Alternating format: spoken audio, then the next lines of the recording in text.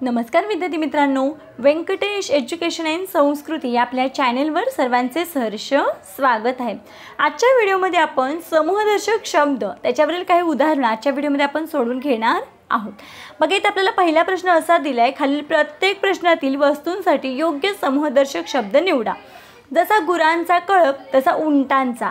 मग जर गुरांचा कळप असेल तर उंटांचा काय असतो? तर उंटांचा काय असतो? तांडा। उंटांचा आणि लमाणांचा काय असतो? तांडा। म्हणून आपल्या इथे या प्रश्नाचं उत्तर आहे पर्याय क्रमांक 4। पुढचा प्रश्न बघूया। जसा फुलांचा गुच्छ तसा वेलींचा। मग बघा, जसा फुलांचा गुच्छ तसा वेलींचा असतो कुंज। वेलींचा असतो कुंज। पर्याय क्रमांक 2 हे आपल्या प्रश्नाचं उत्तर आहे। पुढचा तिसरा प्रश्न आहे, जसा केळीचा घड तसा फुलझाडांचा। फुलझाडांचा काय असतो? ताटवा। पर्याय क्रमांक 1। पुढचा प्रश्न, जशी पोत्यांची थप्पी तशी नाण्यांची काय असते? चळत। पर्याय क्रमांक 3 हे आपल्या प्रश्नाचं उत्तर आहे। पुढचा बघूया। जसा वस्तूंचा संच तसा जहाजांचा असतो काफिला। पर्याय क्रमांक 2। सहावा प्रश्न, जसा द्राक्षांचा घड तसा काजूची काय असते? गाथण। पर्याय क्रमांक 4 हे आपल्या प्रश्नाचं उत्तर आहे। पुढचा प्रश्न बघूया। जशी उतारूंची झुंड तशी साधूंचा काय असतात? जथा। पर्याय क्रमांक 1 हे आपल्या प्रश्नाचं उत्तर आहे। जसा उपकरणांचा संच तसा वाद्यांचा वृंद। वाद्यांचा काय असतो? वृंद। पर्याय क्रमांक 3 हे आपल्या प्रश्नाचं उत्तर आहे। जशी यात्रेकरूंची जत्रा तशी सैनिकांचं काय असतं? पथक असतं, पलटण असते। मग आपल्या इथे उत्तर आहे पर्याय क्रमांक 1 पलटण। सैनिकांची पलटण। किल्ल्यांचा जुडगा तसा केळ्यांचा काय असतो? लोंगर। पर्याय क्रमांक 2। पुढचा प्रश्न आहे, प्रश्नासाठी सूचना दिलेली आहे। खालील प्रत्येक प्रश्नात डावीकडे दिलेल्या समूहदर्शक शब्दासाठी योग्य शब्द ओळखा। चळत। मग चळत कशाची असते? भाकऱ्यांची, रुपयांची, नाण्यांची का मडक्यांची? मग आपल्याला माहिती आहे भाकऱ्यांची काय असते? चवड। रुपयांची काय असते? भाकऱ्यांची चवड। रुपयांची सुद्धा चवडच असते। नाण्यांची काय असते? चळत असते। मग इथे उत्तर काय आपलं? नाण्यांची चवड। नाण्यांची चळत। भाकऱ्यांची आणि रुपयांची चवड असते, चवड। मडक्यांची उतरण। म्हणून इथे उत्तर आहे पर्याय क्रमांक 3। पुढचा प्रश्न बघूया आपण। पुंज। मग पुंज कुणाचा असतो? तर वेलींचा काय असतो? वेलींचा कुंज। उपकरणांचा संच। वस्तूंचा पण संच असतो। तारकांचा पुंज। मग आपल्या इथे उत्तर आहे पर्याय क्रमांक 4 तारकांचा पुंज। पुंज कोणाचा असतो? तर तारकांचा। गाथण कोणाची? मग गाथण कुणाची असते? तर माशांची गाथण। पर्याय क्रमांक 1 हे आपल्या प्रश्नाचं उत्तर आहे। उतरंड। मग उतरंड कुणाची असते? तर आपल्याला माहिती आहे मडक्यांची उतरण। आपल्या इथे उत्तर आहे पर्याय क्रमांक 2। उतारूंची झुंबड किंवा झुंड असते। यात्रेकरूंची पण झुंड। यात्रेकरूंची जत्रा। विटांचा ढीग असतो। म्हणून आपल्या इथे उत्तर आहे उतरण कशाची असते? तर मडक्यांची उतरण। पुढचा प्रश्न बघूया। जत्रा। मग जत्रा कुणाची असते? आत्ताच सांगितलं यात्रेकरूंची काय असते? जत्रा। म्हणून आपल्या इथे उत्तर आहे पर्याय क्रमांक 3 ताफा कोणाचा?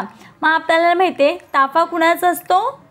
विमानांचा ताफा, जहाजांचा काफिला, लमाणांचा तांडा, साधूंच्या जथा। मग इथे आपलं उत्तर आहे विमानांचा ताफा। पर्याय क्रमांक 1।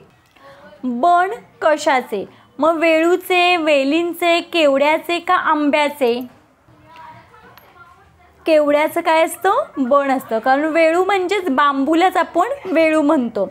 मग इथे काय? वेलींचे, केवड्याचे। मग इथे उत्तर आहे केवड्याचे बन। पुढचा पर्याय बघूया। थप्पी कशाची? रुपयांची, पोत्यांची, पुस्तकांचा का भाकऱ्यांची? मग पोत्यांची थप्पी असते। पर्याय क्रमांक 2 हे आपलं उत्तर आहे। बघा, नाण्यांची चळत असते। वह्या पुस्तकांचा गठ्ठा असतो। मडक्यांची उतरंड असते।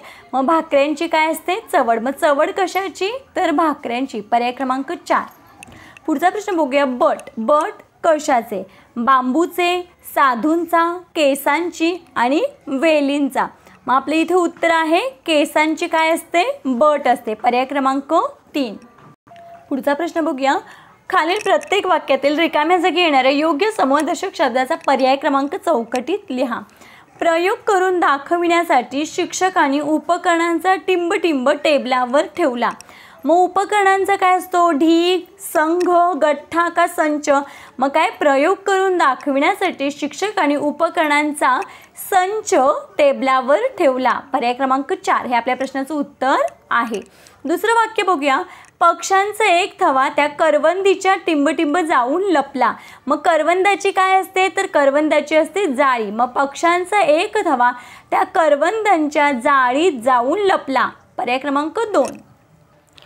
आशियाई क्रीडे स्पर्धेसाठी भारतीय खेळाडूंचा टिंबटिंब जाहीर झाला. गट, वृंद, संघ का पथक? खेळाडूंचा असतो संघ. मग आशियाई क्रिकेट स्पर्धेसाठी भारतीय खेळाडूंचा संघ जाहीर झाला. पर्याय क्रमांक 3 हे आपल्या प्रश्नाचं उत्तर आहे. पुढचा प्रश्न बघूया. त्यांनी फुलांचा टिंबटिंब देऊन पाहुण्यांचे स्वागत केले. मग फुलांचा काय असतो? गुच्छ. पर्याय क्रमांक 1 त्यांनी फुलांचा गुच्छ देऊन पाहुण्यांचे स्वागत केले. पाचवा प्रश्न. बांबूच्या टिंबटिंब वाघ आपल्या भक्ष्यासाठी दबा धरून बसला होता. मग बांबूचे काय असते? तर बन असते. मग बांबूच्या बनात वाघ आपल्या भक्ष्यासाठी दबा धरून बसला होता. पर्याय क्रमांक 2 हे आपल्या प्रश्नाचं उत्तर आहे. दूरवर रात्रीच्या चांदण्यात वाळवंटातून उंटांचा टिंबटिंब पुढे सरकत होता. मग उंटांचा काय असतो? तर तांडा. दूरवर रात्रीच्या चांदण्यात वाळवंटातून उंटांचा तांडा पुढे सरकत होता. पर्याय क्रमांक 4 हे आपल्या प्रश्नाचं उत्तर आहे. पुढचा प्रश्न बघूया.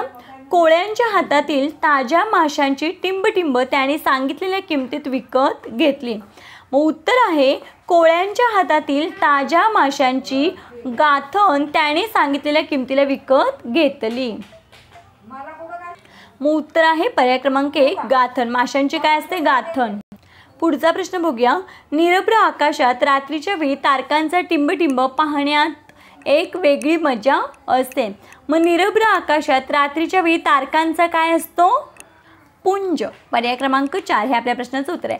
निरभ्र आकाशात रात्रीच्या वेळी तारकांचा पुंज पाहण्यात एक वेगळी मजा असते.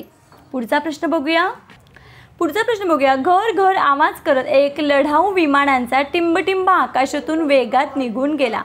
तांडा, ताफा, थवा, संच. मग आपल्याला माहिती आहे विमानांचा काय असतो? ताफा. मग घर घर आवाज करत एक लढाऊ विमानांचा ताफा आकाशातून वेगात निघून गेला. पर्याय क्रमांक 2 हे आपल्या प्रश्नाचं उत्तर आहे.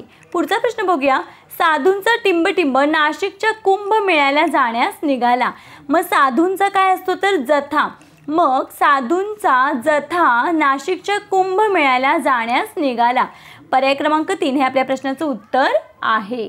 पुढचा प्रश्न आहे पक्ष्यांच्या समूहाला काय म्हणतात? मग पक्ष्यांच्या समूहाला आपण काय म्हणतो? थवा. पर्याय क्रमांक 2 हे आपल्या प्रश्नाचं उत्तर आहे. त्याच्या पुढचा प्रश्न आहे खाली दिलेल्या शब्दापैकी समूहदर्शक नसलेला शब्द कोणता? आता गुच्छ तर आपल्याला माहिती आहे फुलांचा गुच्छ. मग गुच्छ हा समूहदर्शक शब्द आहे. जुडगा, जुडगा पण समूहदर्शक शब्द आहे कारण किल्ल्यांचा जुडगा असतो. रास, रास कशाची असते? तर धान्याची रास असते. ओळ हा समूहदर्शक शब्द येईल का? नाही. म्हणून मी ते समूहदर्शक नसलेला शब्द आहे ओळ. पर्याय क्रमांक 4. पुढचा प्रश्न बघूया. पंखांची फडफड तशी पानांची काय?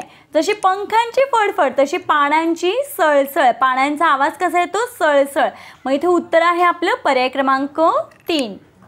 बघा या पद्धतीने आपण आजच्या व्हिडिओमध्ये समूहदर्शक शब्द आणि त्यावरील स्वाध्याय स्पष्टीकरण असे सोडवून घेतलेलं आहे. आशा करते आपण सर्वांना व्हिडिओ आवडला असेल. व्हिडिओ आवडल्यास व्हिडिओला नक्की लाईक करा, आपल्या मित्रमैत्रिणींना शेअर करा, चॅनलवर नवीन असाल तर चॅनलला सबस्क्राईब करा. आजचा व्हिडिओ कसा वाटला ते कमेंटमध्ये नक्की सांगा. भेटूया पुढच्या व्हिडिओमध्ये. तोपर्यंत नमस्कार. थँक्यू.